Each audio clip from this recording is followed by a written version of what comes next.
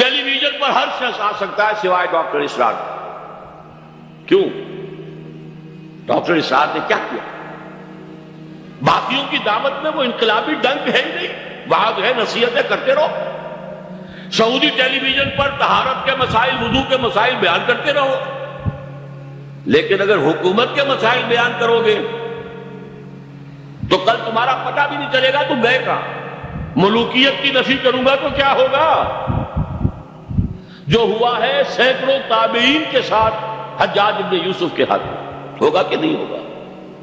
جو ہوا ہے حضرت حسین اور ان کے 72 ساتھیوں کے ساتھ، کلمہ گوئی تھے نا وہ بھی جنہوں نے انہیں شہید کیا تھے تو کلمہ گو۔ جو ہوا معاملہ حضرت عبداللہ ابن زبیر کا جبکہ انہوں نے اسلامی حکومت قائم کی حجاز میں، وہ تو وہی ہوگا۔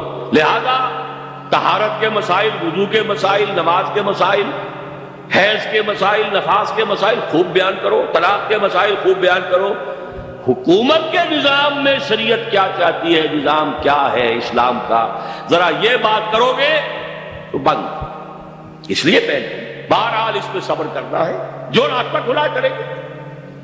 اگر ایک چراغ حقیقت قبول کیا تم نے تو موت دودھ سے 100 آفتاب ابھریں گے۔ میرے ویڈیوز ہیں، میرے آڈیوز ہیں، پھیل رہے پوری دنیا میں پھیل رہے ہیں۔ ٹھیک ہے ٹیلی ویژن کا دروازہ بند کر سکتے ہو، آڈیو ویڈیو کیسے بند کرو؟